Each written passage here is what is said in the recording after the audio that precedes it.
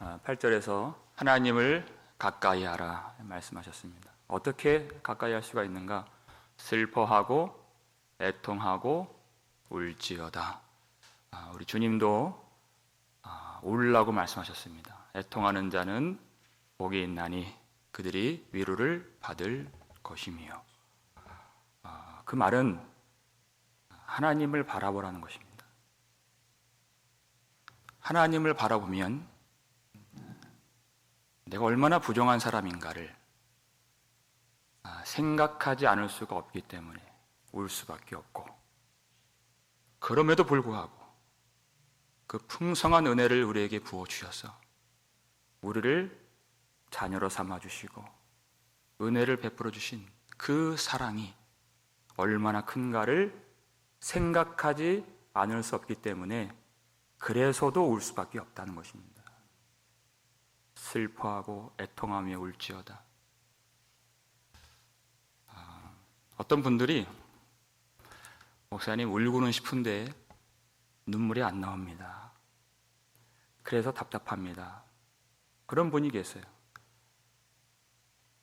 주님이 무엇을 정말 원하시는가를 보라는 것입니다.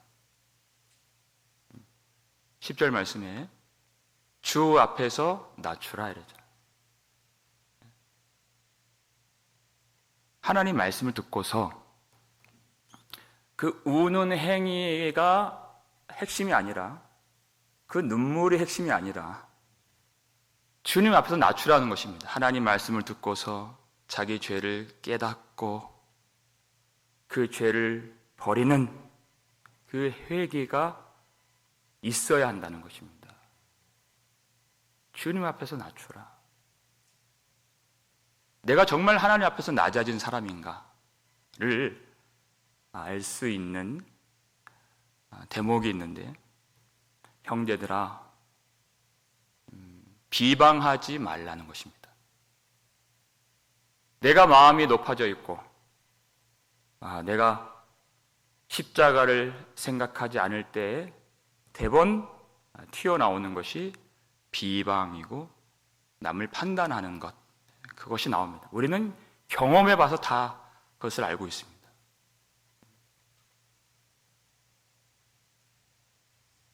남을 비방하는 것은 결국에는 그것이 하나님을 멸시하는 일이다. 그렇게 가르쳐주고 있습니다. 오늘 본문 11절 말씀이죠. 읽겠습니다. 형제들아, 서로 비방하지 말라. 형제를 비방하는 자나 형제를 판단하는 자는 곧 율법을 비방하고 율법을 판단하는 것이라. 내가 만일 율법을 판단하면 율법의 준행자가 아니요 재판관이로다. 아멘. 형제를 비방하는 자, 형제를 판단하는 자는 곧 하나님의 율법을 비방하고 율법을 판단하는 것이라. 이렇게 되어 있죠. 하나님 말씀에 율법의 가르침이 무엇입니까? 레위기 19장 16절을 보시면 읽겠습니다. 너는 내 백성 중에 돌아다니며 사람을 비방하지 말며 내 이웃의 피를 흘려 이익을 도모하지 말라. 나는 여호와이니라. 아멘. 이웃을 죽게 하지 말라. 이웃을 죽게 하여서 자기 이익을 삼지 말라는 것입니다. 남을 죽게 할 때 그 한 가지 방편이 사람을 비방하는 것입니다. 주목할 것은 돌아다니며 사람을 비방하는 것입니다. 악을 퍼뜨리는 것입니다. 쓸데없이 여기저기 돌아다니면서 비방하고 이간질하고 모함해서 악을 퍼뜨리고 듣는 사람도 황폐하게 만드는, 가만히 있는 사람 죄짓게 만드는 그런 일을 해서는 안 된다는 것입니다. 언제 비방이 나올까? 비방은 어떤 마음의 상태로부터 피어나올까? 예레미야 6장 28절 말씀 보시면 읽겠습니다. 그들은 다 심히 반역한 자며 비방하며 돌아다니는 자며 그들은 놋과 철이며 다 사악한 자라. 아멘. 누가 비방을 한다고요? 하나님을 반역하는 자들. 여러분, 이 문맥은 하나님이 유다를 멸망시키시기로 작정하셨던 때에 주신 말씀입니다. 그들이 하나님을 반역했기 때문에 하나님이 심판하지 않을 수가 없는 그런 상황에 이르게 되었습니다. 여기서 그들은 놋과 철이며 이렇게 되었어요. 아주 단단한 놋과 철이 의미하는 바가 무엇입니까? 그들의 마음입니다. 너무 단단하게 굳어져서 도무지 회개가 안 되는 마음 상태를 의미하는 것입니다. 거기에서 나온 것이 돌아다니면서 남을 비방하는 것입니다. 하나님을 반역할 때 나오는 것, 도무지 회개가 안 되는 상황 속에서 나오는 것이 남을 향한 비방이다. 하나님을 본다면, 하나님의 임재를 경험한다면 그럴 수가 없습니다. 이사야를 보면 그가 하나님께로 가까이 가서 성전에서 하나님의 영광을 보았죠. 화로다 나여 망하게 되었도다. 나는 입술이 부정한 사람이요. 다른 사람 판단하고 비방할 때가 아닙니다. 지금은 하나님을 내가 지금 보고 있다라면 그럴 수가 없습니다. 그 사람이 문제가 아니라 내가 문제이기 때문에 비방할 수가 없는 것입니다. 하나님을 바라본다면. 그래서 회개와 비방은 반비례 관계입니다. 비방이 일어나면 회개가 죽고, 회개가 일어나면 비방이 죽는 것입니다. 하나님을 바라보면 비방할 수가 없어요. 심지어 선지자도 비방하고 제사장도 비방합니다. 민수기 12장 보니까 선지자 미리암과 제사장 아론이 모세를 비방합니다. 모세가 구스 여자를 취했다는 빌미로, 그럼 빌미죠. 진짜 문제는 모세의 권위에 도전을 하는 것입니다. 여호와께서 모세와만 말씀하셨느냐? 우리와도 말씀하지 아니하셨느냐? 우리가 그보다 뭐가 못하냐? 그 뜻이죠. 그들의 비방을, 불평을 하나님이 그대로 들으셨습니다. 모세는 아무런 대응을 하지 않았습니다. 하나님이 들으시고 그들을 불러서 하나님이 그들을 꾸짖으시죠. 그와는 내가 대면하여 말하고 은밀한 것으로 말하지 아니하며 그는 또 여호와의 형상을 보거늘 너희가 어찌하여 내 종 모세 비방하기를 두려워하지 아니하느냐? 하나님이 모세와 대면하시고 하나님이 그에게 말씀을 주시면 그가 백성들에게 말씀을 전할 수 있도록 하나님이 그에게 권위를 주시고 하나님이 택정하여 세우셨는데 어찌하여 하나님의 종 모세를 비방하기를 두려워하지 않느냐? 그것은 나를 도전하는 것이고 하나님의 권위에 도전하는 것이다. 이렇게 말씀을 하십니다. 하나님이 임재하셔서 구름 기둥 가운데서 임재하셔서 그 말씀을 하시고 떠나실 때 징벌이 임하죠. 하나님이 그 두 사람에게 진노하셔서 미리암에게 나병이 임합니다. 이야기는 여기서 끝나는 것이 아니라 이상하죠. 두 사람에게 진노를 하셨는데 미리암에게 나병이 임했다는 것입니다. 이 대목이 중요합니다. 아론은 대제사장입니다. 그에게 할 일이 있기 때문입니다. 민수기 12장 11절이 바로 그 내용이에요. 읽겠습니다. 아론이 이에 모세에게 이르되 슬프도다 내 주여 우리가 어리석은 일을 하여 죄를 지었으나 청하건대 그 벌을 우리에게 돌리지 마소서. 아멘. 하나님이 벌을 주시는 목적은 그를 죽이려고 벌을 주시는 것이 아니라 비방을 즉시 버리고 회개를 주시려고 주신 벌이었다 그 뜻입니다.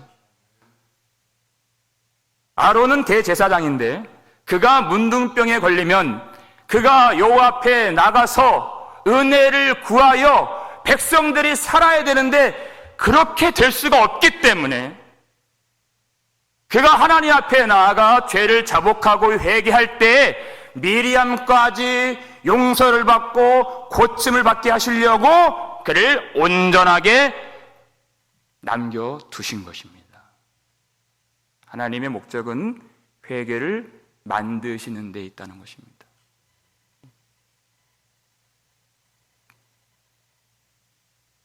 하나님은 우리를 살리려는 분이십니다. 그 징계를 통해서도 하나님의 사랑을 알도록 하시는 분이십니다.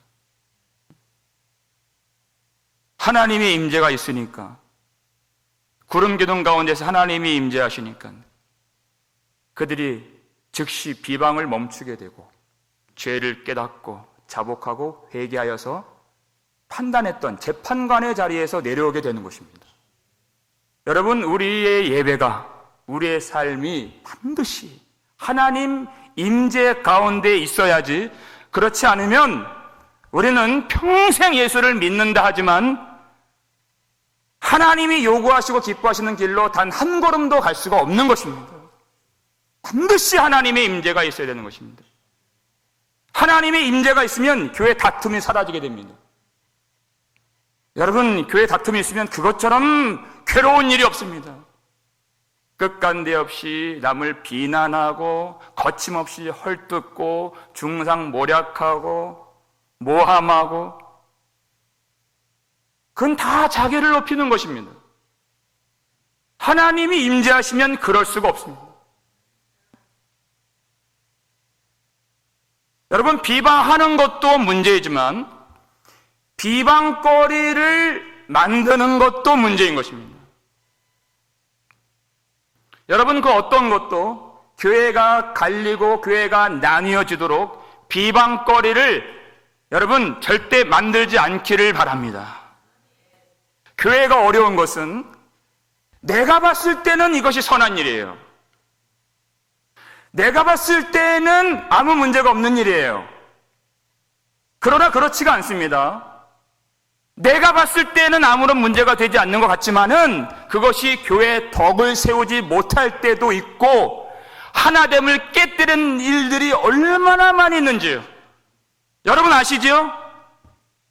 그렇게 나쁜 일처럼 보이지 않는데도 불구하고 그것 때문에 교회가 분란이 일어나게 되고 둘로 갈라지게 되고 어려움을 겪게 되는 것이 있습니다. 그래서 성숙한 성도라면 자기 정당성을 내버리고 내 주장을 버리고 교회를 지키기 위해서 내 생각을 버리고 하나님께서 예수 피로 세우신 교회를 위하여 자기 주장을 꺾을 수 있는 것, 그것이 성숙한 성도의 모습이라는 것입니다. 그래서 항상 자기를 돌아보는 것입니다. 나에게는 비방거리가 될 만한 것들이 내 속에 있지 않는가, 열심히 헌신하고 봉사하고 일하지만 그 속에서도 혹 교회를 갈리게 하는 것들이 있지 않는가를 돌아보는 것입니다. 항상 내가 재판관이 아니며 주인이 아닌 것을 생각하라 하는 것입니다. 누가 주인이십니까?